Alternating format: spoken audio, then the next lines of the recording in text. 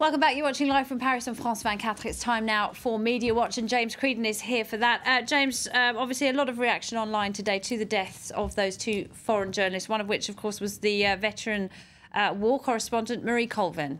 That's right, and I suppose just we'll take a look at reaction to her death, also to a French photojournalist and indeed a Syrian activist, just to focus on three, because there were many more activists in Syria who were killed, and we could talk about many different journalists. Here you have on the Sunday Times website Marie Colvin on war reporting. There's a tribute to her.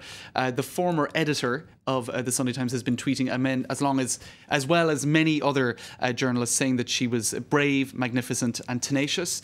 The Sunday Times normally has a paywall on its website. They've lifted that to allow access to her very last article from Homs, which I read. It runs to about 6 pages, and it's really quite striking stuff. She gives a number of different anecdotes. She was in what she called a widow's basement, along with several women who'd lost their husbands or lost children in bunker-type conditions. So she gives just extraordinary descriptions of the suffering in that city of Homs. She really was reporting, wasn't she, right up to the last minute? Right up to the last minute. She describes how she was kind of, what would you say, smuggled in by people who were delighted to see her there, resistance who wanted her in the city so she could get the message out.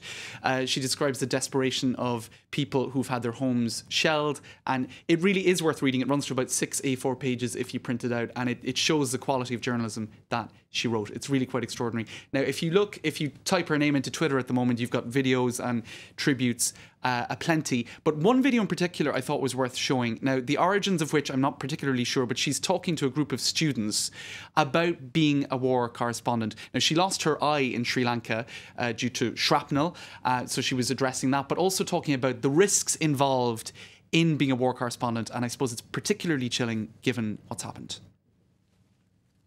Many of you now must be asking yourselves, or is it worth the cost? And in lives, in pain, and it's not just for us, but also to families and friends. My answer then and now is that it is worth it, I believe. So those are my thoughts to, I hope, what will be colleagues in the future. All right, a huge loss to the industry, Marie Colvin there. And as friends of hers have been saying online, she wouldn't have wanted us to just talk about her, and other people did die, not least, of course, a talented young French photographer. That's right. He'd been praised for his work already, Remy Ochlik. He died alongside her today, didn't he? That's right, and the French media, of course, have been focusing on his situation. Here's a page from the Le Monde website. He was just 28 years of age. He started out at around 20, covering Jean Bernard, the overthrow of Astrid in Haiti back in 2004. He also covered the Arab Spring revolutions. You can see here one tweet. This is actually linking to a photo that I saw in the bulletin, Laura. This particular guy, Antoine Meret, saying he spent 5 minutes looking at just one photo that this photojournalist had taken. And that is the photo, in fact. It was taken in Libya, and it's a pretty extraordinary photo, and all of the news media have been linking to various different photos that he took down through the years, and photos in Tunisia, photos in Libya and elsewhere. So yeah, pretty extraordinary stuff. And yes, and finally, and last but not least, Rami Al Saeed. Now, he was called by some journalists the eyes of Homs. He uploaded some 200 videos online. Let's take a look at some of the pictures that he uploaded, and many said, that he was one of the people who really brought the outside world into the city of Homs to see what was going on there. This is a video that was uploaded just yesterday, where he was speaking to camera.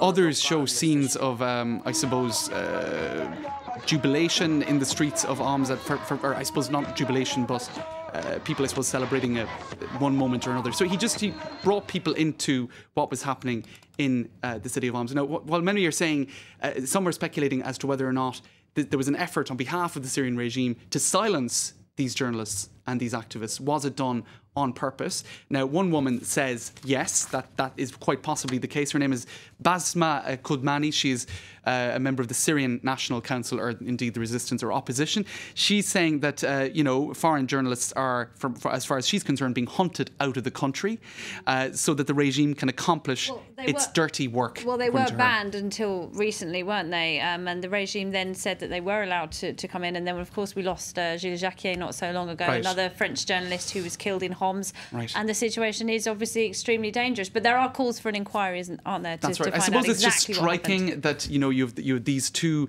journalists that we've just spoken about who've been killed, foreign journalists, and several activists who were prominent in uploading videos and witness statements online. So I suppose that's what is causing some to speculate as to whether or not this was coordinated. We don't know for sure, but there is speculation about that. But one thing that is for sure, Laura, is even if some voices such as Rami Al-Saeed have been silenced, you can see here so many other people uploading videos online.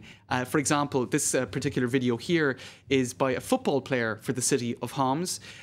He is uploading videos where he's talking about tanks firing on civilians' homes, which is a lot of the information that was coming through in the very last article of Mary Colvin as well. So these sort of, I suppose, videos are coming through. Civilian journalists, as they call it. I mean, Right. these kind of websites are really stopping regimes from clamping down and stopping information getting out, aren't they? That's right. Is what's Exactly. And even if you target one set of people, what we're seeing now is that you've got a whole load of other activists who are ready to take their place. So even if there was a coordinated effort to silence journalists, it's not going to work. The information is still going to come out. all right. James Creedon, many Laura. thanks indeed. That's it for Media Watch. Well, we're going to look at web news now, find out what people are clicking on the internet today. And supporters of Russian Prime Minister Vladimir Putin has also turned to the internet to spread their message. First, though, another look at how Syrian activists are using humour as a weapon. The Syrian